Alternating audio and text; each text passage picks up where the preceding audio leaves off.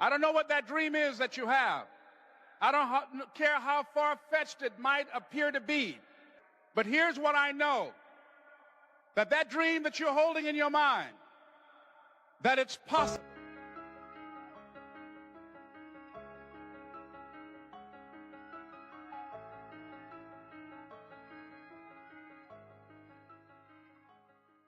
Hey guys, welcome back to another podcast session here on Legacy Y. And today we have a special guest, man. His story is reached beyond like what I could even imagine, because it's not just a story, his life story that just hits home. It hits everybody that is serving in the military, that's doing jiu-jitsu, and that's like out there trying to figure out life.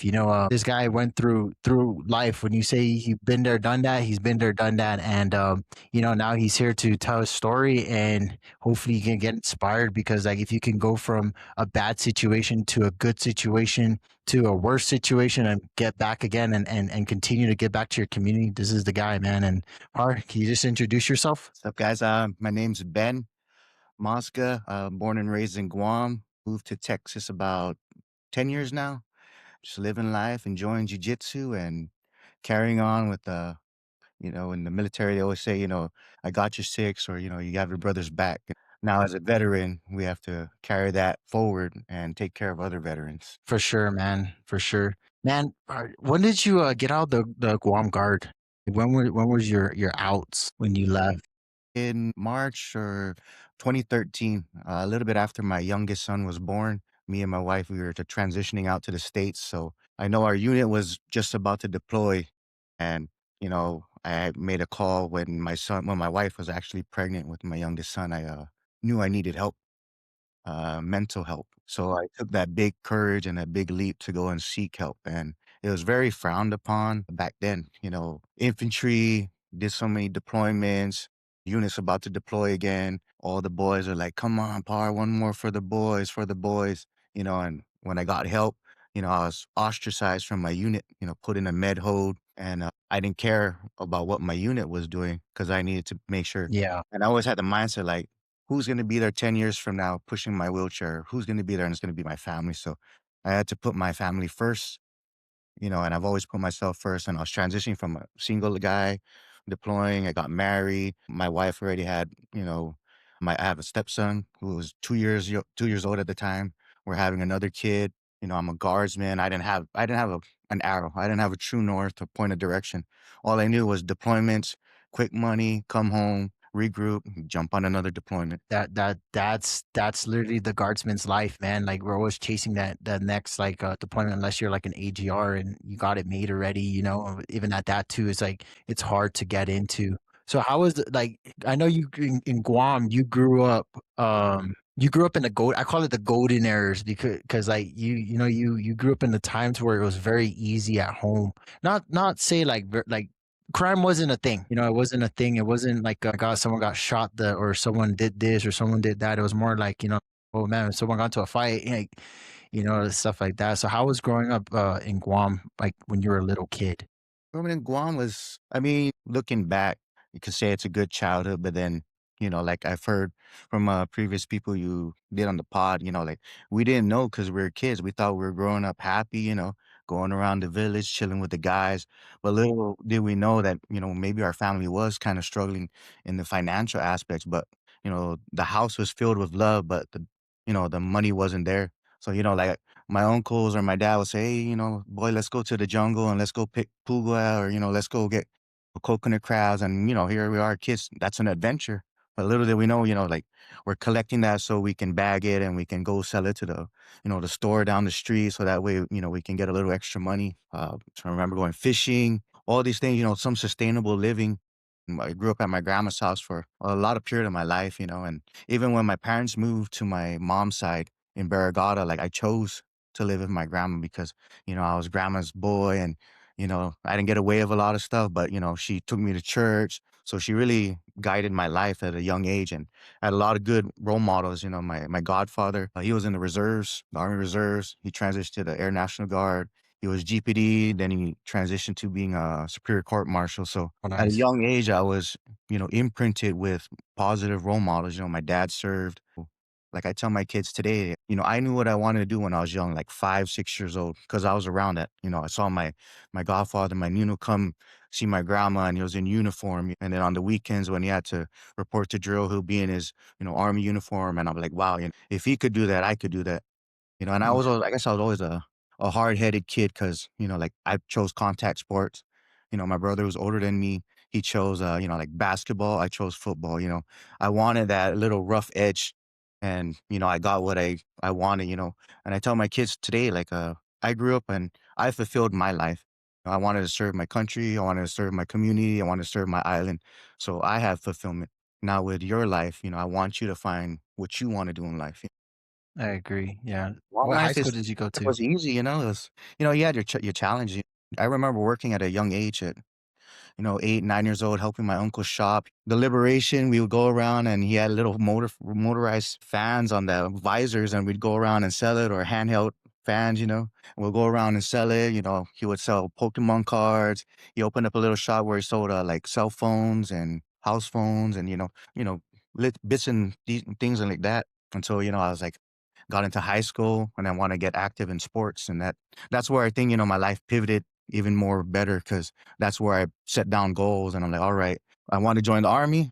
I gotta," I didn't really care for vegetables and all these things, and I was just like, "Alright, if I'm gonna join the army and if they only got vegetables, I gotta learn how to eat this stuff, I gotta retrain my mind, I had to train my body to pass the physical test." So So, what high school did you go to? uh, GW? And you did football all 3 years? Or all no, no, 4 I years? only did football my senior year because, freshman, junior year, I was just one of the guys, man, hanging out, enjoying it.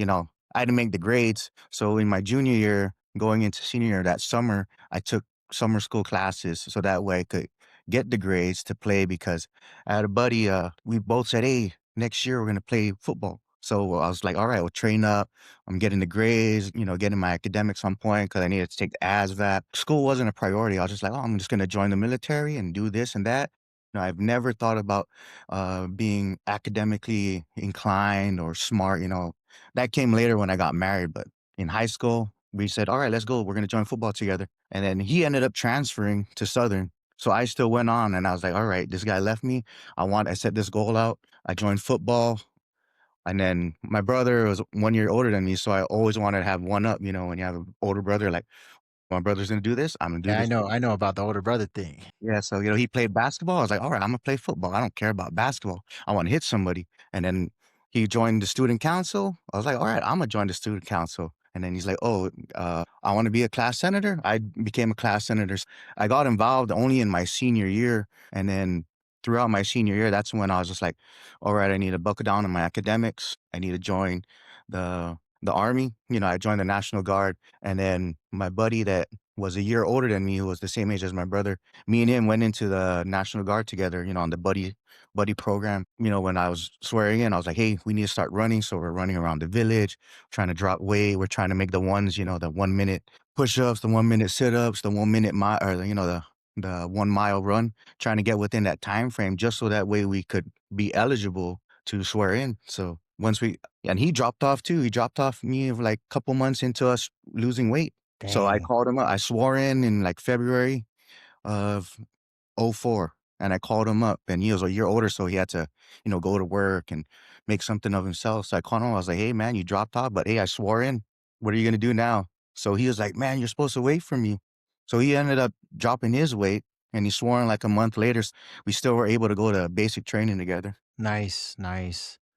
So you joined in '04, and then, how was the guard, like, in '04? Shoot, man, I've seen the Guam Guard go from a light unit all the way to the regiment today, and I've been in every single company. So when I swore in, I was in HHC, and right when we swore in, Sergeant Ishmael, well, Sergeant Major now that he retired, but when I got in, he was one of the recruiters, and right after I swore, I had to get a waiver because I was 17. Oh, dang. Yeah, my mom signed a waiver. She was crying when she signed my waiver, and I was just like, "Hey, I got to make something of my life, you know." So she signed my waiver, and he counted. I just saw him count with his fingers, and he counted. It's like, "All right, you'll be back November," and he's just did.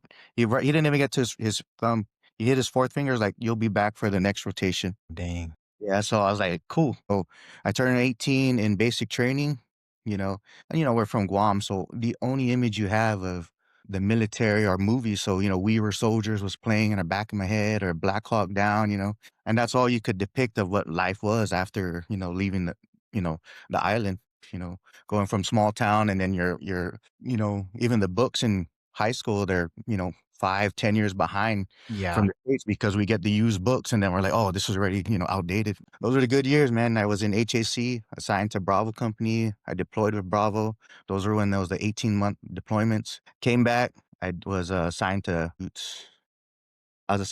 Delta Company. And then that's where I met your brother Chris. I deployed with Charlie Company. And then when I got my promotion for sergeant, they transferred me back to Alpha. So I hit all the companies. Dang.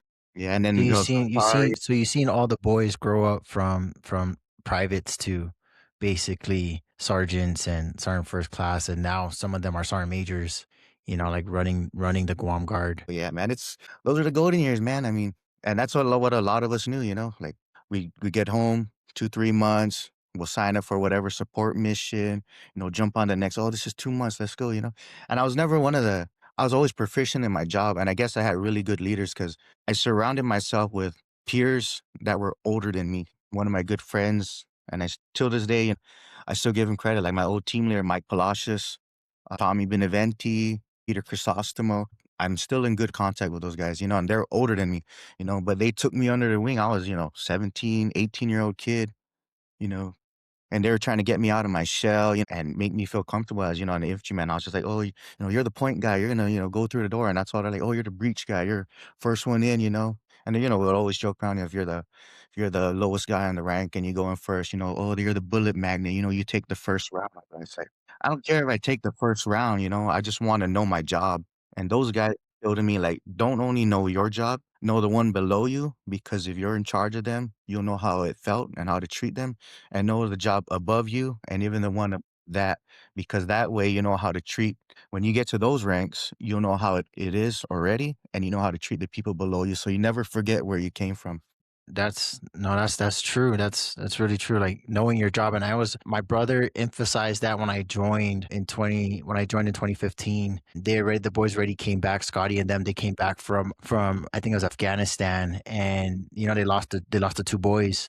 Yep. And my brother, he always like instilled in me, is like, you don't cut corners, you train to standard and know your roles and position, because when you need it the most, it's gonna come in handy. And he was telling me that Ken Cruz was like the one that installed that in him. And when it came down to it, when they were at the embassy and they were taking fire and stuff, all the boys, they already knew it clicked, they already knew what to do, because Ken Cruz, that was his first sergeant, like trained them to standard and didn't deviate from cutting corners, because you know how the Guam Guard can get. It can be like, now we'll do that next week, or we'll just do this, but we'll just not do it all at all.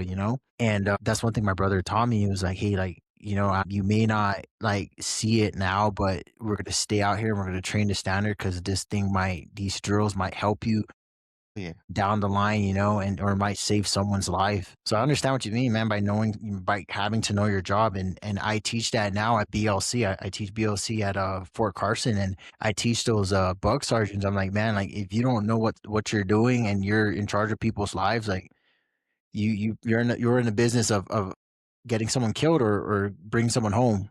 Like, you got to understand that, and a lot of them are just like, oh, it's just first into 15. I'm like, you can't think like that no more.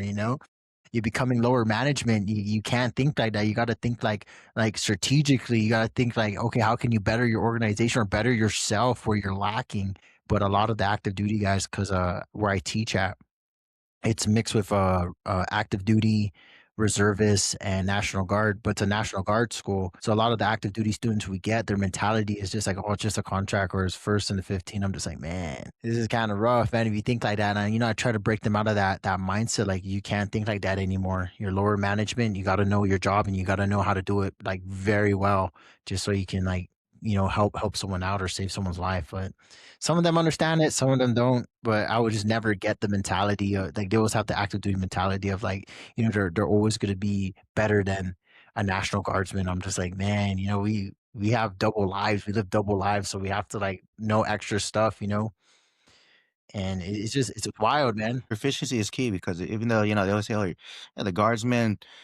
Oh, but one thing I've heard, when people, especially when you're an infantryman and you see an active duty infantryman, and they always say, "Oh, you guys just are weekend warriors," or whatever I said. One one guy when I was deployed said, "It doesn't matter if you're a National Guard, E4 infantryman or you're active duty, you guys get paid the same." So I was just like, wow, when you're down in the down range and you're in the box in the sandbox, that guy that's the guy that's the finance guy, doesn't matter. He's getting paid the same. So it's just their job's different, and like you said, the golden years. I mean, my first platoon deploying, in Bravo was with Ranger Bloss, Oh dang. and off of Ranger Bloss, that's Sergeant Major Brantley, Ryan McIntosh, Rob Tucano, all these guys, all the scout guys, So I've seen all these guys branch out from our little platoon and they became leaders in all these other companies and all these other platoons and they stood up some other units, and I was just like, man, I know all these guys. I was in the suck with them, and I remember, Ranger Bloss would make us do some crazy stuff like when we were in Mob Station in Hawaii, and we did the Koli Koli Pass, where Yeah. he made us run from J Quad, from our quad up to the hill and to the overpass, where he showed us like we ran the whole thing. We got up there, and that's like probably just from the bottom of the hill to the top. That's already like 2-3 miles. But we ran And from it's steep. quad, yeah. So we ran about 6 miles just to get up there. And it's a real honor. And everybody, I get the goosebumps still from there because I hear that passage like. You're standing where Japanese fighter planes flew over to bomb these U.S. installations. Yeah. We ran back down, and already our whole platoon was already, our bodies were breaking down. So it ended up becoming a squad run back to the quad, and like we had to make it up to our barracks, and like we were low crawling because that's how much our body broke down. But at the end of that day, he said, if you guys can make it through this, you can make it through anything. And I took that to heart because he did so many crazy things, but it solidified my mind and my body. Like he would tell our trans department, like, if we're out at the range, he would tell them to pick us up like 2-3 miles away because we'll road march to them. Or Dang. sometimes if we're staying out and we're doing night missions or night shooting, he'll tell trans to go home and tell those guys to go to sleep. So that way we'll road march back and we'll ruck it, and that's 4 miles back to the barracks. Then we just got to wake up the supply guys, turn in all our gear. And then the day's not over because in about 3 hours, we got to wake up for PT. So he really, solidified my mind and, made me understand like this is what an infantryman is supposed to be, and to go from just, basic training and just understanding, oh, shoot, move, and communicate. That's the easy stuff. But, you know, shooting with accuracy, communicating, or even a 9-line medevac in practice, communicating that during, while you're under duress and your fine motor skills aren't working, and all those things, it just it just combined and made me a better person. And I take that even to this day, I tell my kids, you got to solidify your mind and never feel like you're a victim because in any circumstances, you have the willpower and the mindset to change your circumstances. You may not change your environment, but you can change the way you think. I think I feel that, man. Like, that victim mentality, man. Like back at home, we get stuck in that. You know what I mean? Like, oh, those guys have it better than us in the United States, or oh, I would have did this if I had this. You know what I mean? And a lot of some people, well, majority of my generation, a lot of them they play that victim mentality, man. Is because we don't have that proper guidance unless like you go and seek it. You go and seek those guidance. And for me, I was a driver to Sergeant Major Charfus. You know what I mean? And he was the one that told me, he was like, boy, I don't see you staying here. And at that time, I was trying to figure it out. I was trying to figure out how to leave. Like I want more for my career. I want, every time I tried to get to a school, there's no money. It's too far, or the money were allocated for a different mission.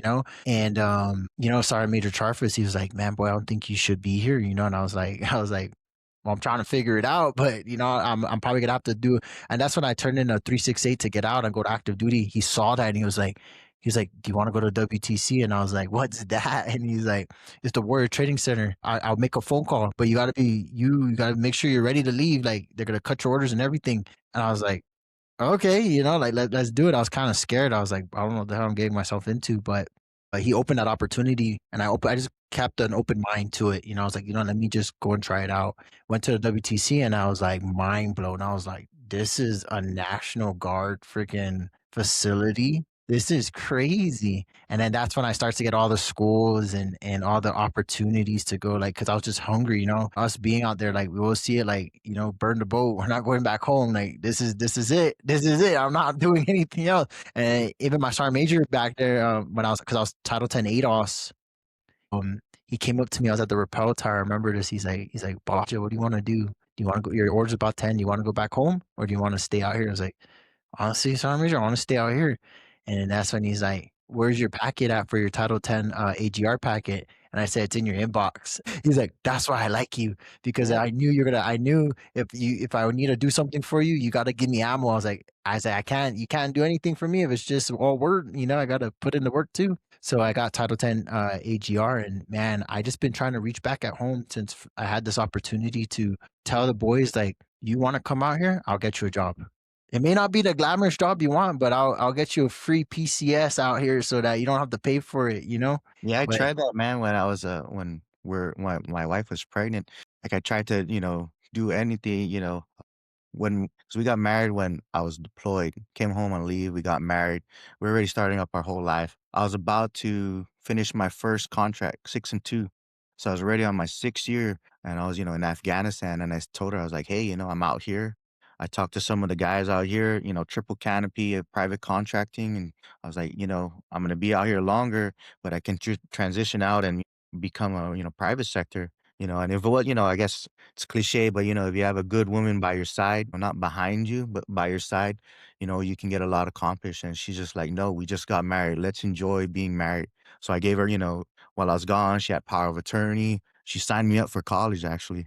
And I was just like, well, and that was, that brought a lot of more stress and anxiety. But I was just like, I had to, reshape my mind and say, "Oh, this is a challenge," Like I've done so much physical challenges with the military, all the PT, the back breaking things, the road march. Now I can challenge myself in a different atmosphere, academically. And so she signed me up to be in the Criminal Justice Academy that was held at Guam Community College. So she's the one that started my academic career and, got me on that track to like, hey, you know, let's see where you can go. Cause when I apply for security jobs or any of these jobs, like I have I have the experience, but I lack the accolades in the academic realm where I couldn't get the upper management jobs, in the private sector. So when she showed me this avenue, like, "Hey, let's go to school. Let's enjoy, being married, let's start our life together." I was just like, cool, because I can honestly say in my last deployment in Afghanistan, with all the lead up and all the deployments and all the trainings,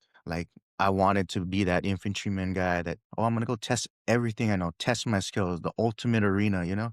But then when I got married, my priorities shifted. I was no longer, worrying about myself. I had a family already, we're starting a life, had a future, and my wife always teases me because I always say, she's like, "What was your plan?" And I was just like, "I only had one plan, and join the military." And then she's just like, "That's all you said?" I was like, "Yeah, I only had one plan, and I did my plan." And, from that, it just evolved and shifted and pivoted.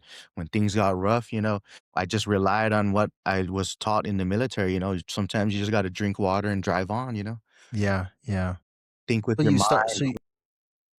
So you went. So you came back home, and then you just did college. Yeah, well, I was doing, I worked like some small jobs, some security jobs, just to, get a little money. And, and in Guam, pay's not that great. So I knew we were only at a family of three. I didn't have my youngest yet. So I said, at a family of three, I need to make a minimum of $10 an hour job. So I had to find that while juggling school. And then, on my leisure time, I was doing men's league soccer, and I was doing men's league football in Guam, just to, scratch the beast, scratch that itch of I need that adrenaline dump. So I was doing that, going to school, working side jobs. And then man, I actually got a job in Bank of Guam, being a banker, and I was just like, this is not in my wheelhouse. And I had so much anxiety having to be a count money and all this, and then I even got a lateral promotion where they made me the merchant teller. And Did then you that just like apply and then be like, if I get it, I get it. If I don't, whatever. no, man, you know how it is in Guam. You got that par system, so yeah, they gave they slipped my name in, and I sold myself. They just got me in the door, but I sold myself because one thing you learn in the army is you got to have a mission, an SOP, have a plan. So before I went into my interview, I just looked up the website Bank of Guam, and I sometimes you got to be a good car salesman. I went in there and I was just like, oh, like what do you know about banking was, and I just read off of what I read, and 5 minutes before, oh, there's credits and debits, and the bank was founded in this time, and this is the president, and they ask, like going back to like my godfather, he said, always be an asset and not a liability. When Oh you yeah. any company or anywhere you go, be an asset. They said, oh, where do you see yourself at in the bank? And I said, well, I always see myself moving up, and I want to be an asset and not a liability. And I sold myself to the job, and I got the job, and that's kind of when my youngest was born, and that's when my military career was kind of in a pause. I was shifting, I was still on the unit to deploy, but then I already knew I was getting my packet ready to be a med hold. And then being a med hold, and a lot of people in the guard didn't want to work with me even when I was just transitioning out. I'm just like, hey man, all you got to do is just sign my form. I Yeah. tell you Yeah. everything. No, no, no. We need the numbers. We need the numbers. Yeah. We need you. We need you. Like, and Yeah. no, you can't. Someone else is coming from basic training. You don't need me. So how Me did you? too, but they didn't want me, at the end when I was like, hey, I need help. Dang. So how are you like how are you dealing with your family dynamic like mentally? Because like as men, like we wanna take care of our family. We want to provide, and how are you like mentally like taking care of that? At the shoes. It was a challenge, man, because when my youngest was born, and then he just turned 1 when I got out of the military. So I got out in about 2013. He was born January 2012.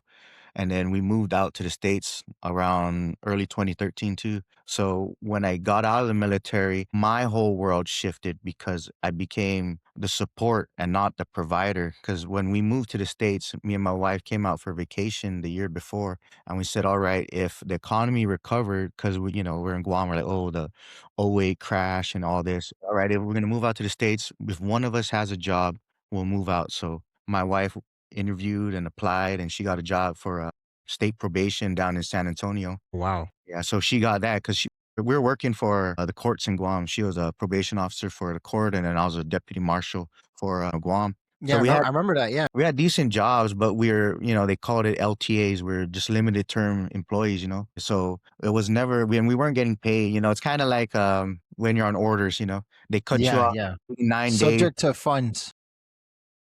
So you don't get all the benefits of the medical and all that. So they would always cut contracts at like right shy under 6 months or whatever. So that way you don't get the full benefits of a full-time government employee. Wow. No, I didn't care because, back then it was a foot in the door. And, of course, in Guam, you kind of have to, hey, what needs to be done? Give a little extra, of Yeah.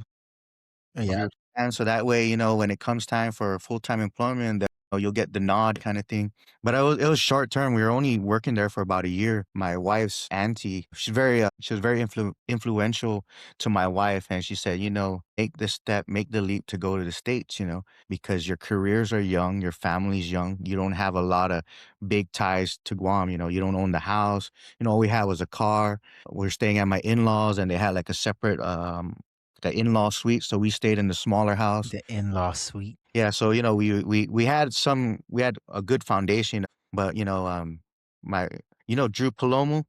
Yeah. Yeah. Yeah. I'm Yes, true. Drew Palomo's that's my wife's cousin. His mom is the one that's Okay. a good influence on us. She even to this day we have a really good relationship with her and the whole family, and she still gives us some guidance, and it comes really good and handy because that time she's like, go make the leap. And I told my wife, I was like, I don't care what we do. If you want to go, we'll go. So I had to transition. The unit was deploying. I was transitioning out. I was getting my mental health check. So when I came to the States and the whole transition out of the military, I lost my identity. And I could honestly admit that I lost my identity because I was a soldier, I was this, I was that, I was a team leader, I went from instructing these guys and leading a team to now I'm at home. I'm in a new place. I have no friends. My wife's the one working. I'm trying to apply for jobs. I got a 1 year old in the house with me. I got my 5 year old who's just starting school. What am I going to do? And it's, winter time. That's a So lot, man. a total shift, and we didn't have, cold weather clothes. So we started, my sister-in-law was here. She helped us find a rental.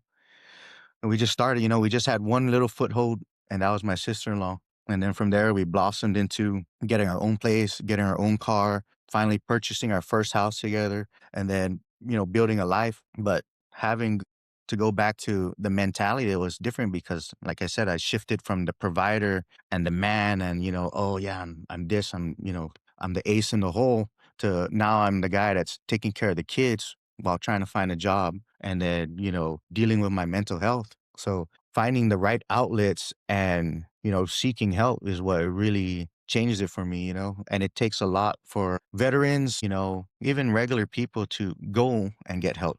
And that's Oh why I yeah, think no, help is 100%. very important.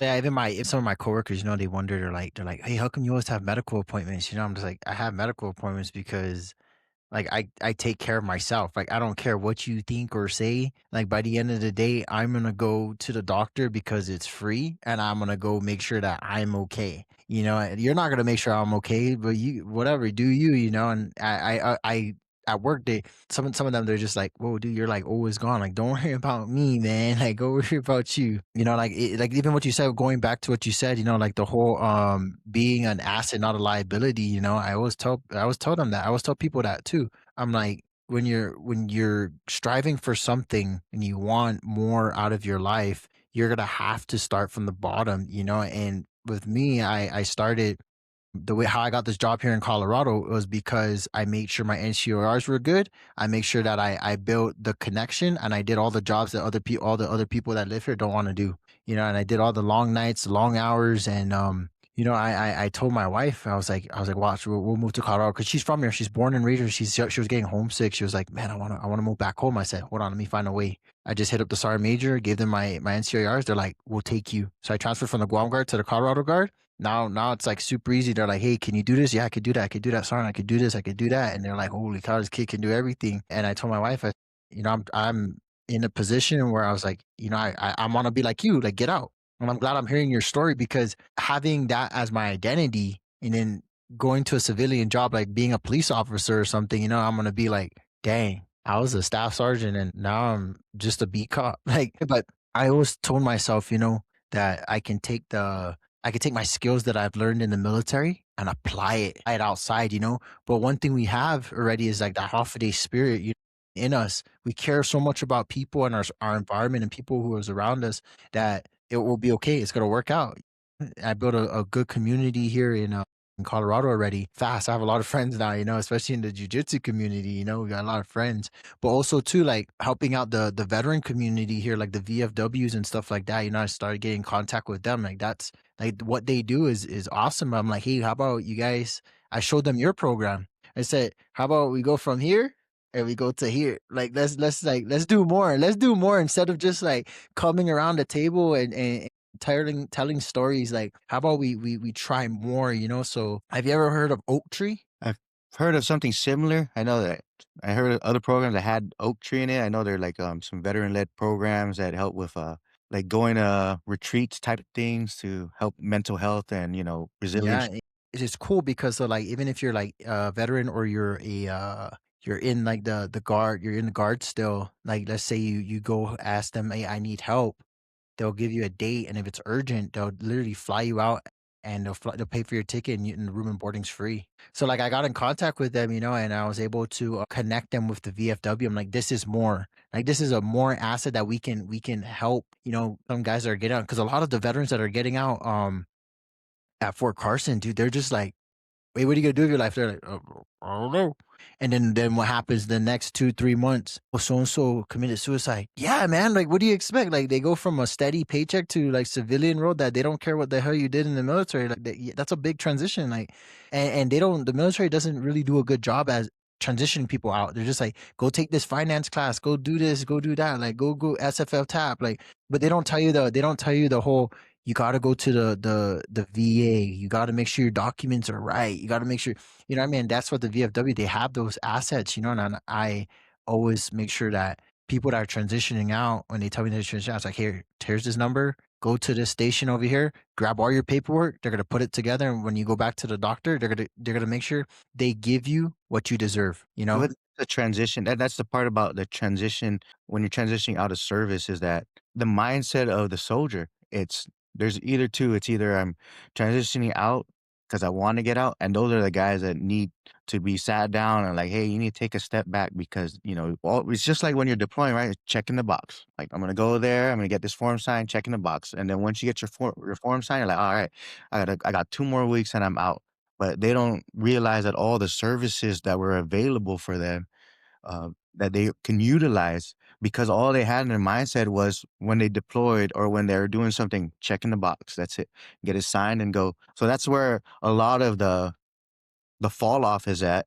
And then that's where when they transition to becoming a veteran, they don't believe the VA or they don't believe, their old unit. They're going to trust a veteran that's been through that. And then that's how we connect. It's like veteran to veteran, like, hey, man, look into this program because I've done it or I know someone that did it.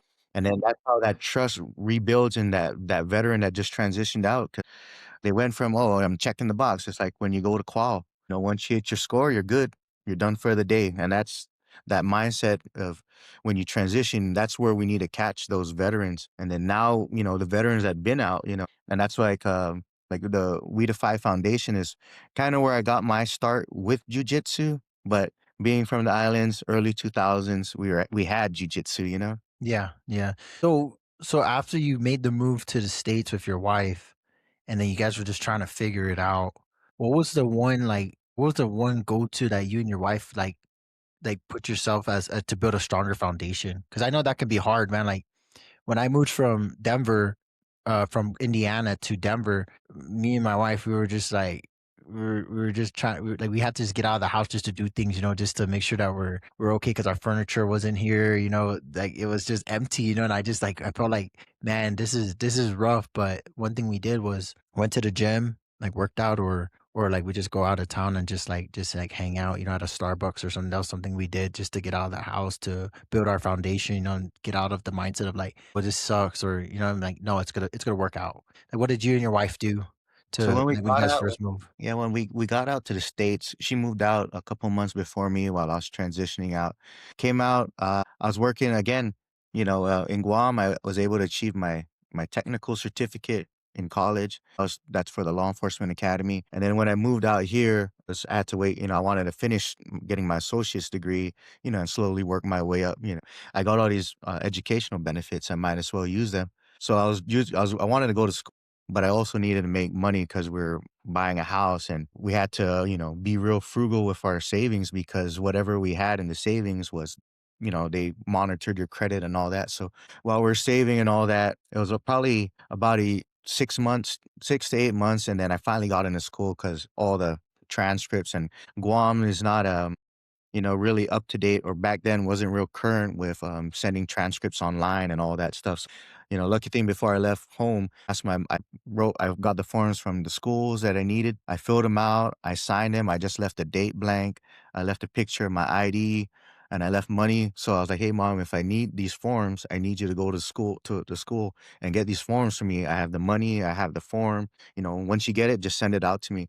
So when I came out here, I got all that together. And then I started going to school. But another big life impact happened is when I always wanted to ride a motorcycle. So my wife's like, hey, let's go get a motorcycle. So we got a motorcycle. I got a Harley. My wife was actually out of the city. She was at another city, like 3 hours away. She was in Corpus. And I decided to take my bike out, and just riding my bike. I was just like, oh, I'm just going to go to the bank, do a deposit, stop by the store, get something small. So I ended up riding my bike, and that's where I lost my leg. A lot of people don't know that they think, oh, I lost it in service. No, I lost it almost a year to the date that I got out of the guard. I lost it in a motorcycle accident. It was either I get hit by a car, I hit the light pole, I hit the curb, or I hit a manhole. So I took the best route, which is I hit the curb, and as I launched, my foot clipped the manhole. And, I did my whole self-assessment. I was, infantry. So yeah, I crashed. I wasn't crying. I was like, oh crap, I'm beat up. Called the ambulance myself. I triaged myself. I called my mother-in-law because she had my youngest son. And I was just like, hey, I just got in an accident. Don't worry, I'm okay. I'm getting transported. Then, they called my wife. I'm so fortunate that I have a good support system on my wife's side because my sister-in-law, she was active guard out here, and that's kind of why we had our foothold. But she drove 3 hours to go pick up my wife, and she drove her back while I was in the hospital. And that's how I lost my leg. The first thing when I lost my leg, within the first year I was out here, it's covered by the VA because I was within the window, and it's a traumatic injury, so they cover all my expenses for that, which is really great because if that's private insurance, man, I'd It's feel so bad. expensive. Yeah, so the first thing when I got my accident, I was like, limb salvage, save what I have. But then when I talked to the doctor and he said, your quality of life will diminish if you try to keep it at the ankle because the skin detached from the bottom of my foot. And to replace that type of skin or graft it from another part, it doesn't have that same dexterity. So you'll always have tissue and skin breakdown. But if you go below knee amputee, your quality of life and your bounce back's a little faster. So I was weighing that out. I told my wife, she came, she saw me. I told my wife, I was like, hey, go home, spend time with the kids, let me filter this out, and even through that time, me and my wife, we weren't communicating really well. And it was just the distance and some of the stress in life, like she was working so much and I was being vocal that, and my identity, like all these things, new environment, no identity, switching to the provider role and the support role and all that. And then, lack of communication and we weren't seeing each other at the same level. So all these things compounded with put a lot of stress, but through everything, my wife stayed there and we worked through things. I went through counseling for my problems. I solved a lot of my issues. And the one thing I learned is like, you have to work at your relationship every day. And it's, my wife's saying is it's not 50-50 in a relationship. It's 100-100. Because if I'm only giving 50% of my time or my effort, what am I doing my other 50%? So I was like, hey, this, these little sayings and these things started clicking with me, and some things she made me do that I didn't care for, but I needed to do was like read books. So she had made me read some books about being a better partner, finding out what my love language is and what's her love language. So that way we can communicate with each other better. Cause like mine is quality time and physical touch, like we can be in the same room, not talk, but if we're next to each other and we're watching a show, then that's what's matter for to me. And hers is acts of service. And it's not like embellishing gifts, and all that stuff. It's acts of service, like, oh, she's getting ready for work. Oh, let me fill up her water bottle before she goes to work, or and she always teases me like, oh, I have a lot of fairies at home, that get things done. So I take it with a smile, but it's like, yeah, what can I do to ease her stress from coming home? Like, oh, I'll cook dinner. If we do the laundry, my kids are older, so at a young age, I showed them how to be a man and be responsible and do your part. We don't have gender roles, and I think that's one thing that guys in today's society is like, oh, we have gender roles. I don't believe in we don't believe in gender roles. Like, if you're gonna do it, then if I cook, you're gonna help wash dishes. If I wash the clothes, you're gonna help fold the clothes. So it's just those little things, those acts of service that she appreciates. Even if I just like, charge her battery pack for her heating jacket, you know, just so that way that's one less worry she has to worry about because I know she's got to go to work and put in all that mental fortitude to get through the day because she's a federal probation officer out here. So she has to do all that work and then to come home and be like, oh, I forgot to charge my battery for my heating jacket.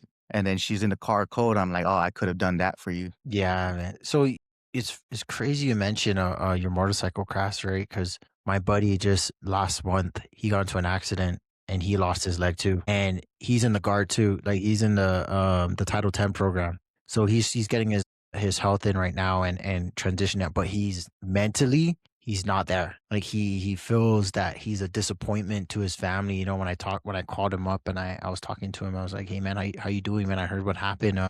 Some people told me what was going on, and I just want to check up on you. And I call him like every like 2 days, just check on it. And he's not. You can tell like he wants to explain how he's feeling, but he just doesn't know how, he's more isolated now, and his wife was telling me that he just stays in his room, and like all the time doesn't want to talk to nobody, doesn't want to get on the phone, doesn't want to talk to his mother, doesn't want to talk to the kids. Like, he answers the phone for me, but it's more like two-word things like, "Nah, we're good. I'm good. It's Yeah, a I loss of just." identity, man. And I've been there because when I was in the hospital, and I had a good mindset because I was just like, I've always said when I lost my leg, and I guess it's kind of putting a brave face on. I was like, it's just a leg. I still have my life, you know? Like my youngest son is just about 2 years old. My oldest is 7. I'm still here, you know? I just got one less leg, you know? It's just, I looked at it, I framed my mindset that way, you know, still being strong. And I think a lot of it was because of how much deployments and how much military I still had in me being fresh out. I had a lot of mental walls put up to safeguard myself that, even the nurses were like, for someone who just lost a leg, you're pretty mentally tough. Can you talk to this other guy who just lost a leg because he's having a hard time? So I was like, yeah, sure. And it kicked back in. Old old leader in me, from the guard, mentoring someone that needs help. So we went into a common room and I introduced myself and I started talking to him. To this day, we still follow each other on social media and I see he's really doing good. He's probably had like 3 kids. His wife was pregnant at the time and he was about to have his first child with her and she had a previous child. And from that child, I think they have 2 more. Wow. He has 4 kids, but they asked me to talk to him, and I talked to him, he's like, "How are you so strong about it?" I was just like, "Man, it's just a leg." Like, he lost his leg in a work accident, and, I just said, "Man, it's just a leg." And he was having problems, like, "I can't even wipe my own butt or I can't even move around." And I was just like, it's just a leg, man. You're still here. Your wife's about to give birth in like 6 weeks and you're worried about you losing your leg. Like you're breathing today, and I guess it boils back down to, when I was getting help and in the guard, they did a lot of the strong bonds, So I would go to the strong bonds retreat. And one of the things is counting your blessings, waking up in the morning, let alone waking up in the morning, even the smallest thing, like hunt for the small things in life makes big things. So I would hunt. Like I woke up this morning, I have my wife still, and my wife was the one that did a lot of research for me when I lost my leg. I was like, how am I going to walk around in crutches? I've never walked around in crutches. I had a 2-story house. It's like, how am I going to climb to my bedroom? So I was like, oh, you have to climb up. And they put a false leg on me. So that way it's a mind body connection. So that way my mind still thinks I have a leg. Then this thing was like this cast molded leg was like 15 pounds. So I'm like, all right, how am I gonna navigate life? So we did research and we found a lot of, today's technology, YouTube. We YouTube how I could do exercises to strengthen my core. I found other amputees and they kind of helped me answer some questions. And then from there, I was like, oh, this is easy, I had complications along the way with my leg, like some bone shards and all these things that were coming out. I couldn't get into a proper leg fitting. Those happened, And then the one thing I wanted to make sure was I wasn't abusing any drugs, like the over the counter, because the pain was unbearable, but I could take the pain because I was just like, if I, and when they asked me like, was this the worst thing that happened in your life? I was like, no, this is probably like the 5th worst thing that's happened in my life. And they're like, man, I wouldn't want to know what the first 4 things are. I was just like, it's just life, man. My buddy even called me when I lost my leg that we're deployed with, and he's like, you walked right by a unexploded ordnance in Afghan, and you could have died or lost your leg, but you come home and you get in an accident. I was like, it's a life, man. Just drink water, drive on, and I think that's a lot of the military mindset and that mental fortitude. Like, there's bigger things, and if I'm losing a leg, there's a guy that probably lost 2 legs, Yeah. and that's what the We Defy. Like one of the founders is Joey Bozic, and he's a triple amputee. And in Wow. one hand, he has 3 fingers. So, like, Wow. oh, when they look at me and I'm the epitome of what a veteran looks like because, some parts, accessories included, because of my leg, some assembly required. I'm the look of a veteran, but, some injuries aren't visible, the mental health side.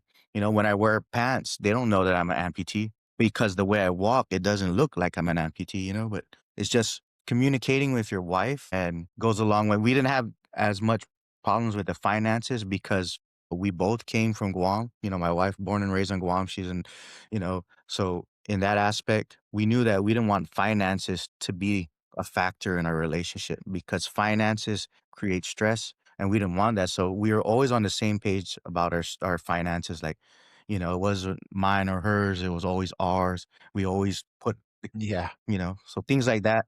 We communicated. We had a lot of good communications, my transition and my problems I had to deal with first. And my wife always makes sure that I get my checkups. Like even to this day, like when it was more, I used to do twice a month, and then for like a couple years, and it became once a month. And then when I found jujitsu, it became quarterly, and then now I'm at like a yearly checkup, a phone call now. So it used to be, as So real. how did you find this program? The We program that yeah, We Defy, like how did it find you, or how did it become about, and then I see that you integrated through with it with jujitsu, which is awesome. Because Yeah. I So see we all the started programs you like guys offer. Yeah. It started in 2019. It was really small. It started with Alan Shabaro, the SF guy, Brian Marvin, he's retired military too, Henzo Gracie guy out in Houston, and then Joey. So Joey, from what I understand, Joey brought his daughter into Alan Shabaro's gym, jiu-jitsu, and he would watch his daughter. And then, they struck up a conversation. I was like, hey man, why don't you try it? So when he tried it out, then that's kind of how the foundation was born, and Joey. And how it was started is that Brian and Alan will go around all these other gyms and all these other places to do seminars. And that's how they funded it, like real grassroots. So like the program, it takes about 2,500 to fund a veteran. That's for the year scholarship and the 2 uniforms. But I applied it in 2020. So right when the program was still new, and then I was waiting, and then COVID hit. And then I found out when COVID hit, we're lifting weights at that time, but then when COVID hit, everything shut down. So we're like, what are we gonna do? My wife always wanted to do jujitsu, so we got my son in, my Otis. We're like, oh, that's the back door. We brought my son into the gym. He tried it out, and then I emailed the We Defy Foundation. I was like, hey, just wanted to follow with a status on my application. So with COVID, they're like, we're gonna fund veterans who want to be in jujitsu. So I was on a list of like 1,000 guys, but they pushed me forward because I was actively seeking jujitsu, and not just waiting for when my number gets called. So then I got Nice. in March of like 2021. And then I told my sister-in-law, who she just was moving down to Texas, and she's transitioning out of the military too. And, she dealt with some of her problems, and her injuries. So I was just like, hey, why don't you apply for the scholarship too? The worst they can say is no. So she applied, and then she got in April of 21. And then I got it. And then my wife joined late April into May of 2021. So we all joined like 1 month apart. My oldest was in January. My youngest was February. I joined in March. My sister-in-law in April. My wife in May. And we've been doing it like going on 5 years. And Wow. was an athlete. They sponsored me. And then when I was done, they invited me to like a they called it a circle of excellence, which is just like a little retreat to look at the program and see what we can do to improve. And they wanted to see it from an athlete's perspective. They had some gym owners, and they had some of the the main people in We Defy. And I was just like, what are they gonna get from me? I'm just a white belt, veteran. So they actually listened to what I said, like this is where we need some connections and all this. And then I wanted to give back to the program that gave me so much, because, not only did it help me reduce my mental health problem, because I was getting that physical touch and that exertion out, to in jujitsu, but it made me a better dad. It made me a better spouse. It made me lose weight. It made me get off a lot of medications with the VA, because they'll just pump you with a lot of meds and be like, and then if you say I have this problem, they're like, all right, here's another medication to solve that problem. And then, it's counterproductive. So I got off a lot of medications, I lost a lot of weight, and then giving back, slowly I was just helping out. And then I wanted to be more involved, and I became the North Texas ambassador manager, that I kind of corral all the ambassadors in the area for events. And then I became the logistics manager for my area, where I just keep all the supplies, and every time there's an event, I go and help host an event, or if someone else is doing the event, I'll go and support them. Wow, brother, that's huge, man. Like that's amazing, man, that you were able to get in with these people, and they listened to you, and they heard you from your perspective. That's leadership right there, and at its finest, for people in need. And That's amazing because I've been like I said, with the gym I'm at now, new level. It's so new and brand new, and I that's where I teach, and I'm always telling the head owner, I'm like, man, we gotta get more veterans in here. You know what I mean? And we gotta help them out. This jujitsu gave me so much. That's why I'm able to thrive because I've been doing it since I was a little kid, and where I'm at now in my life. If I did not have jujitsu or the role models that I had, like I wouldn't be where I'm at, you know? And I'm so happy that your family was able to get into jujitsu, you know, and the foundation to help you guys out, you know what I mean? And like here you go, try it out. And then not just try it out. After that, hey, I want to come to this conference. I want to hear what you have to say, you know? That's fine. That's leadership right there in itself, man. And I like that. So, how was your first class of jujitsu? Like your first year. How was your first year? Man, I could break it down to my first class. Me and my wife were actually in LA. We're getting our sleeves done. And it was like February 28th. And they said, your scholarship starts. So I was like, all right, I have to hit my twice a week because that's what they ask of the veteran that's doing jiu-jitsu. Like the minimum twice a week, to show that you're maximizing your scholarship. It's like, dang, I just got my sleeve. So I started YouTubing, like, hey, can I still roll? Can I still do jujitsu? And they're like, yeah, you can. Just be mindful of, open wound. But I was like, oh, I've had so many tattoos. So my body was reacting, was healing faster. So I just taped it up, wore a long sleeve, taped it down. And we didn't do rounds, your fresh white belt, but the real challenge was beating my anxiety and walking through the door because I'm an amputee. One, I'm an amputee. Two, I'm doing jujitsu. And three, I'm probably the first amputee guy that my professor is going to meet. So it was a big learning curve for both of us because there's just certain moves in jujitsu that I cannot do. Like I strategically started a knee when I compete or when I train. I started a knee because like I'm not going to start standing and hopping around like other para athletes would do with one leg because that puts me at a disadvantage. And I'm an ultra heavy guy. So, oh my God, all the dudes I fight are heavy dudes. So if I could compromise their posture by them having to drop their base and connect with me at a lower base, then jujitsu is going to end up on the ground. And I like it because they think I'm a different puzzle. But I'm pretty much the same puzzle in jujitsu. You just gotta attack it differently. I've had a guy do an outside foot sweep on me and I'm at a knee. I'm like, that's not gonna work, you know? But my first year was probably the most I've ever competed. It was fun, man. I had my family, so I can fall back on them. And again, when I started, my wife was one of my more training partners. My two kids were still in the kids class. Then when my oldest son transitioned to the adult class because he turned 14, he kind of helped me um, do more of the warm up and the techniques. But there's just so much things I couldn't do. But I knew one thing, like I played football. So I'm like, all right, I'm going to Shoot. get some grips and I'm going to go in with that head rush, single leg tackle kind of stuff. That's pretty much my first year was fun. Did a lot of tournaments and enjoyed myself.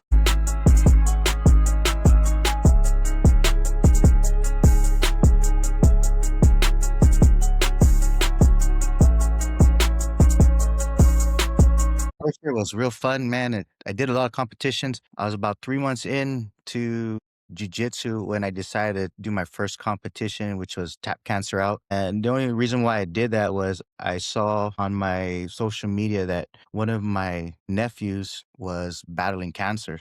So I was just like, man, if this dude can fight cancer, I could fight and challenge myself and see where I stand. The saying in jiu-jitsu, it's not about the person in front of you, it's about you and he's just a opponent, just a body in front of you. So I was like, all right, cool. So my first competition, I went in and I compete against able-bodied guys all the time. So I went in there and I won my first match. I was like, all right, on to the finals. I was winning my finals match, man, and in the last 10 seconds, dude got a sweep, man, and I was playing half guard, and I could hear my professors like, "Don't let him pass," and I was trying hard, man, to keep that knee in, and he passed. I ended up getting second, and I was so exhausted that the event actually ran out of medals, and they're like, "Hey, we ran out, but we have medals for the picture. We'll send you one. You just got to fill out this form," and I was so exhausted. I was like, bro, I can't even tie my belt right now. I called my wife. I was like, hey, come over. I couldn't even raise my hand to like wave her over. I was like, hey, babe, come over. Fill out this form. I can't feel my fingers, because white belt, all you got is grip and strength. So she filled out the form. I went on the podium. I got second. I was like, all right, and then my mindset shifted, because the first one was for me, like, oh, do I still have it in me? Do I still have that dog? Am I still that guy? Am I still that man? So I did that. Wow. And then from there, I was like, all right, IBJJF, Austin Open, so I started competing more. Same thing, I wasn't getting podium. I was always getting podium finishes, because it'd be like one guy or two guys, but I was never, getting the top seed. So, but I still wanted to challenge myself. So I was doing gi, no gi. Good. My first year was great, man. I competed like 5 or 6 times, took home some hardware, learned a lot of lessons, But then when I competed in para jiu-jitsu, I did 2 para jiu-jitsu. One was the Sports Jiu-Jitsu Federation. That was pretty good. My first exposure into competing against other guys that are like me, And Wow. there's no white belts. There's no white belts, so I was the only white belt, and I competed against 2 blue belts. And there was one guy that was an above knee amputee, man, and he used his stump like it was a knee on belly. And all our oppo- all the guys that are para athletes, we train with regular guys. So my regular reaction was to push the knee down, try to catch his leg, catch his ankle, return a half guard. Well, he didn't have a leg, so I was just like, man, I'm literally stumped. I don't know what to do. So in that league, it was like a blue belt open, and I was a white belt. I ended up taking third because I got injured. So by default, I got third. But for my weight, since no one showed up, I got gold. But that didn't matter to me. And then last year, AJP, the Abu Dhabi, came to Dallas, and they brought the para league. And then that's where when I got more exposure into the para league, the para jiu-jitsu. And then I ended up fighting a black belt in my first round and a brown belt in my second round. And I was just a blue belt, and I was recovering Dang. from injuries. And I challenged myself last year because in 2023, I was trying to make it to Master Worlds. Like, oh, I'm going to be Master Worlds. But I ended up getting a bone infection in my residual limb. So I had emergency surgery. They took a little bit more of my leg recovery. I put on a lot of weight again. So early 2024, when I was finally in the leg, back on the mats, losing weight, I was training back up for the turn for Master Worlds, but my body wasn't healthy enough. So I was like, all right, I'll just do Abu Dhabi since it's coming to Dallas, saves me money. Signed up for that tournament. I was just like, I saw the bracket breakdown. I was just like, man, I'm just going to give it whatever I got, So I went and compete against a black belt, and he did the same thing too. We're all left below knee amputees. So they categorize us by kind of height, weight, and then belt. So I got stuck with a black and brown belt. So I was like, cool, man. Hey, low expectation. I'm a blue belt, right? Yeah, cool, whatever. I train with guys all the time. Let's see what we got. So I started at my knee. The black belt started standing. So I got my grips, and as I shifted, he went for like a guard pull. He lassoed me. I tried to take him. I ended up passing his guard. I think I won like 5-0, no point score. So I was like, cool. Hey, I Dang. did a black belt, right? Yeah, yeah, cool, Yeah. That's And then cool, I was getting man. ready for my second match, and it was the brown belt, and he was a young Ukrainian guy, and he was fast, man. He was lightweight. He was probably like below 170 or whatever, but man, he had a dog in him because I think he was like Ukrainian Special Forces or something. Yeah, so we were going at it, and no points scored. I was trying to pass his guard. I was just doing some quick reaction, like I was in his guard. I was just showing some quick flash wrist lock so that way I can break his grip to start passing. So at the end of it, they ended up giving me the advantage or scoring 1-0. So again, I was like, all right, 1-0, no point score. Took this home, money in the bag. So I was like, cool. So from that point on, like I got a podium promotion. My old professor, because I just transitioned to a new gym this year too. When my old professor, he gave me a podium promotion for purple belt. And, like it's cool. Got the promotion, got the purple belt. I was like, all right, I did something, but I knew the brown belt was super mad. So when I was on the podium, I kind of hit my blue belt knot twice. Like, yeah, buddy, blue belt got you. Because he was trying to, was complaining to the ref, like, oh, he tried to do a choke or a lapel choke on me, but it never went down. So they never scored him an advantage because the defense wasn't there. It was on my nose. I was just like, Yeah. nah, bro, this ain't happening today. So I snapped my belt twice, and then next thing you know, like my professor walks in and he promotes me on the stage, and then I look at him and I'm just like, yeah, bro, that just happened. Dang. So That's I took awesome, it, and my dude. mindset was like, if I regular guys at my gym and a lot of them, I can hang in there. But if I'm gonna go against, say, if we get on the same level playing field with, amputee in the para league, then I know I got that dog in me. I can put in the work. Dang, bro, that's amazing, man, that you overcame that. Like that's awesome. A black belt and a brown belt. That's awesome. That's super awesome. So what is your plans now? Like what is your like 3 year your 3 year plans now? Man, I'm actually in another pivot point in my life again. Like I said, we just transitioned to a new gym. We're slowly integrating into the new gym, North South Jiu-Jitsu here in Dallas. I need to come visit. Yeah, my professor's really good. Is Rodrigo Lopez. He's like ranked number one right now in his division for in Nogi. I'm ranked pretty high in gi too.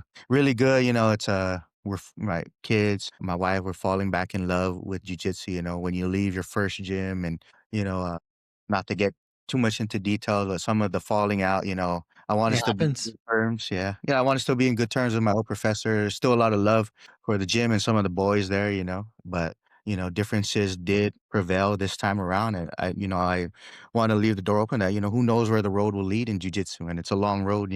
I cannot tell you how many falling outs I've been in Guam with the gym, the whole gym situation.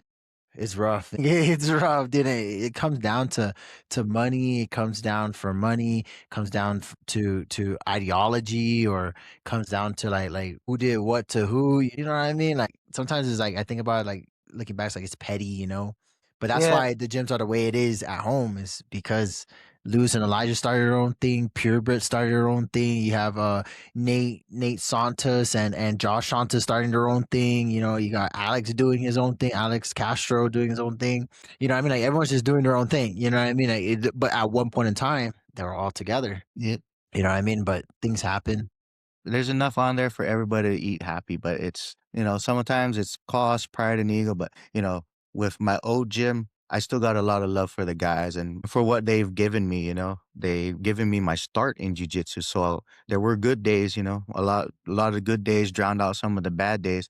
And I think being in that gym and in the context of the old place, like, it did do some things for me that the army had done. Like it fortified me, it solidified my mind. It made me have those days where you sit in the car after class and question, why am I doing this? Why am I paying someone to teach me something, or why am I paying someone to go and go in a place where I'm going to get beat, the nail or the hammer? And, but that's what us veterans kind of wanted. You find that brotherhood, that camaraderie, and you meet it on the mat, and at the end of the day, it's cool because you get that outlet, and you get to put all your strength out there. And if it's not strength, you get everything that you need, you regulate your emotions on the mat, and it makes me, when I get off the mat, it makes me a better person. And, the days where I'm rolling with some of the black belts and they're catching me or whatever, I'm like, cool, I love it, give me more, you know. But, my next round, I'm gonna go look for a blue belt or a white belt. And like, hey, I need a breather round. I'm gonna just flow with you and then shore up back my defense. Yeah. And 3 years from now, my oldest should be graduating college. Wow. My youngest should be graduating or should be close to being a senior in high school. And, my life is really, really good at the moment. My wife, she works, she has a really good job. Some days she's able to work from home. So when she's home, we get to hang out, communicate more, still have that quality time. And I think this job and moving to Dallas kind of saved or made our relationship better, because in San Antonio at the state level, it was very taxing on her to work and short staffed in, the state, that she was, picking up these extra, not necessarily shifts, but these extra days to work with her team to cover down when they needed to do their field contacts and things like that. So it was very taxing on us as a family. So when we didn't have so much quality time here, when we moved up here, and, I went through my mental health and finding my identity and understanding, like, it's okay switch and be a support system and not just a provider. When my doctor told me, like, it's okay, but she's like, you got to find what you're doing in your support system, because those are still valuable. It's not less valuable. It's just you're not going into a physical location for a job, but what you're providing is still as valuable as finances. I agree. I got my veteran stuff and all my pay, so I still provide financially into the house, but the aspects, and I look at it now like being able to stay home and being an involved parent for my kids. That's 100%, bro. That's way more than what a lot of people can do right now. Because in a lot of places, both parents got to work. I remember when I was a kid, like my parents were working. When now, when my kids are, my oldest is at college, like helping him navigate being an adult. My youngest, he wanted to try homeschooling this year. So, I got to be that teacher per se at home to, guide him into his academics. It's fulfilling and rewarding in its own way. It's not just looking at it like I was the man and now I'm just the cook. Those No, are the things that that's guys awesome. look at. That's awesome because like that's how me and my wife our household is. You know, it's like if there's dishes need to be washed, like, and I'm around and I stay home because I'm not working because it's a telework day. I'm doing the dishes, I'm vacuuming the house, so that when they come home or when she comes home, it's a nice made up house because a lot of people like to come home to a clean house. Like not a lot of people like coming home to dishes or clothes, be laundry everywhere. You know what I mean? And those little things, man, like actually mean a lot to my wife. She likes those things, and or like even like you said, like just as simple as like how you charge your wife's battery pack for her work. Like my wife, she likes it when I go gas her car. Like if she comes home and I go take her car or it needs gas, I just go gas it, and it's always gassed. It's always vacuum. Always smelling good. She's always like, "Why you do that?" I'm like, "I don't know. Is this something? I don't want you going out there. And if you ever have to take a client to dinner or lunch, like you want to have a clean car. You know what I mean? Like it's all good." So yeah, man, you're right, man. Those little things, man, like even staying home, like you staying home and being able to be around your kids, bro. Like that's a blessing, man. Not a lot. If I can do that, man, like stay home and stay around my kids all day, or what I mean, that or help them support them in a way that like because we weren't money literate. No one taught us about money. No one taught us about how to be adults. Kind of like go figure it out. And the fact that you can do that, man, that's awesome. I can't explain it more. Like that's amazing that you can do that, man. And hopefully one day, minus today, I can be able to do that too. Because I would love to be around my kids all the time and just support them in a way that I could see their life thrive. Like, hey, I'm gonna pass the torch. It's time for me to guide you. That's proper guidance. You're giving your kids proper guidance, man. Like you're not just like, oh no, I gotta go be at this office, or oh, I gotta be at this meeting, and you know what I mean? Like you could actually focus like, oh, what do you need help on? Okay, let's go figure it out. Let's go figure it out together, and that's awesome. That's awesome. It's about value, like value with your kids, yeah, Hmm. and showing them, like, cause we've like, my son, I just took out some of my old unit shirts that are older than them. 2004, my oldest was born in 2007. I just showed him like this is my first unit, my Bravo company shirt, my Benadu shirt, and I was like, this is older. It's like this is what I say when I say whatever you have, respect it, keep it. Just like the cars, like if you clean it and you take care of it, it'll last a long time. Yeah, I 100%. make them associate that their mom works to provide for this, not like, "Oh, dad, can I get 2.99 in my, my Fortnite?" I was just like, your mom, if you got 2.99, your brother wants 2.99, that means your mom had to work like 30 minutes or something." So making them understand the value, and they're going through school, Wow. for the economics, like money doesn't fall from the trees. Of course, because we came from the islands and they don't know the struggle we grew up, we want to give our kids what we didn't have. Like, I'll give my kids what I didn't have, but they're gonna earn it, and sometimes how they earn it, like, even with their screen time or, now that my oldest is 18, like, he has less restrictions, but we still keep him, accountable for his actions. Because now it's like, "Hey, can't protect you anymore. We're just gonna give you tools and advice." And I remind him like, "Hey, bro, I was once 18 and I once thought like you're thinking now, like I knew everything, but I didn't. Just heed Yeah. some of our warnings and our advices. It may benefit you in the long run, but I still drag him to jujitsu, man. When we go to jujitsu, we take one car, unless my wife's in the office and she gets out late. Hey, let's go. I'll drive. Yeah, I make him drive to check, and I make him drive me sometimes because to check if he's, still adhering to good practices, still being safe, but I take them all and then, when they're like, "Oh, dad, can I buy this?" And then I look back at the week like, all right, we went to 3 classes. I didn't hear complaining. Go for it, or if we take 2 cars, I'll tell them, "Oh, go ahead and take one of the cars home, grab you guys self Chipotle. You guys earned it," but having them still see the value, like, I don't want them to wake up and have a hard day in life like I had to grow up in. I want them to wake up and not have a hard day, but understand value, and understand their culture, have good self-respect, and all those core values that you want in a person, without having to go through all the challenges that we're experiencing in the military or going without. at home. Me and my wife can both share conversations about our parents, taking Christmas money or any of these things and saying like, "Oh, this needs to go to bills." And one thing that my wife does for me, and we've been married in December or this month, the 18th will be 16 years. But one thing my wife does for me every year since we've been married, she gets me a birthday cake. Because I told her, I was like, I cannot honestly remember or, envision my past of growing up, the 25 years or so that before I met you, like, I don't remember having a birthday cake, as simple as that. But, she's, I guess it's my childhood thing, but she's like, oh, I'm going to get you a birthday cake, and usually guys, dads are like the keep saying like, oh, I'm just going to get dad a shirt, or whatever. Like I still appreciated my kids write Wow, me dude. a note, like a sentimental note. Don't go buy me a card, put something in there that's more sentimental, because it holds more value. Dude, Like, I that's still got a awesome. card from my dad, and my dad passed, like, almost, 8 years or so, but I still have one card that my dad wrote to me when I was deployed, and that's the only thing I have of his handwriting.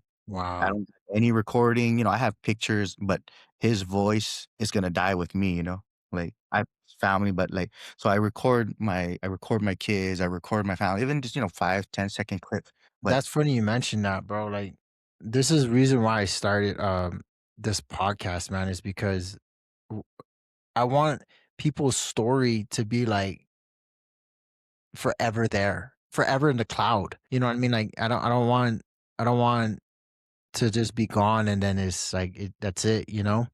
And this is why I started. I was on the couch and my wife was like, "You like to talk?" "Yeah, I do." And then she's like, "Well, you like to when you talk to people, you just like you get into these conversations that are like meaningful. Why don't you just have those conversations on a podcast?" I was like, I'll think about it." Slept on it the next day. She's like, "No, you need to start one." I was like, "Okay, I'll start." So I started diving, figuring it out and stuff, man. Because like what you said, man, the last recording that you had of your dad is on that card, and it's gonna die with you. And I have a recording of my mom singing me happy birthday, and then the month later she passed away. I'm grateful that I captured that, because like yeah, now that's they can the know how. hard part about growing up, now we have those great memories, but it's like my kids don't remember my dad. Yeah, They can see a picture and like, "Oh, yeah, that's Papa Mosca," but they don't remember his voice, they don't remember how he made them feel, because they were yeah, still young, it's like, "Oh, yeah, Papa got me ice cream or got me McDonald's," but, they don't understand or they don't remember who the man was, who the person really was, in essence. wow, I agree, man. Wow, mind blown, man. Because I was just like this. I was thinking about that the other day, man. And we're having a conversation about it. I was like, whoa, mind blown. So, brother, what? Man, the best advice I could give them, man, is honestly speak to someone. Go, we have hotlines, even to this day, man. Sometimes I get on my PTSD coach app in my phone and I listen to, some meditation music because I need to filter and understand myself, my emotions. And I think understanding your emotions and getting the help, speaking to someone that's not that can give you an unbiased opinion because, sometimes, you speak to your family members, they can confide in them, you can confide in them, but sometimes they'll share it, you know. Yeah, But if you can speak to someone or anyone just to get that outlet, and it'll bring me to that elevated state where it's gonna take me longer to cycle down, or it's understanding your triggers and going and getting the help because I just added so much tools into my toolbox. Jiu-jitsu is one of the greatest tools, and in any combat sport, this is one of the sports that has the longest longevity in life. You can do till you're very old because, you can only take so many punches to the head, you can only take so many kicks. But with jiu-jitsu and having good partners, you can last long, and that's the beauty when you tap you acknowledge, "Hey, yes, you got me, but we can go again." And it's just, it's movement, it's art. And if a veteran or anybody out there that needs help, go get help. If you're feeling lonely or want to find a community that you can really walk through the doors and not be judged and very welcoming, find a jiu-jitsu gym, but don't fall for the first gym you go to you know? That's why every gym has a trial because you gotta go and see if that's the community you wanna go to and you wanna build in and you wanna invest your time in because, my kids to this day, they prefer their friends in jujitsu over their friends at school because it's less drama. And they say, oh, my friends at jujitsu, we can choke each other out, and still be cool, but I can't choke out my friend at school if he acts up, Get help, seek help. Thanks, bro. I really Let appreciate your that, man. shield down. Yeah. Guys gotta let their shield down because it's heavy. There's a It chink in is. the armor. You gotta, go get that fix.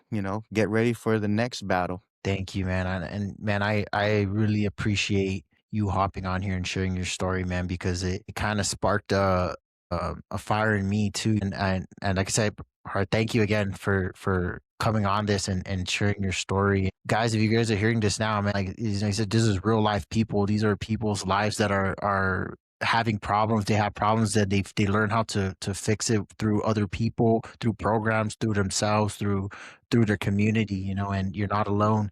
And if you're hearing this and you need to reach out to someone, you can reach out to me. My Instagram's always available. I never leave someone on red, and let's help each other out, because in the end of the day, we only have each other, and not a lot of people can be relied on. So brother, thank you again, man. I really appreciate it. And I hope to see you in the next tournament. Yeah, brother. We'll be around. Yeah, I'll see you. All right, brother. Have a good one. You too.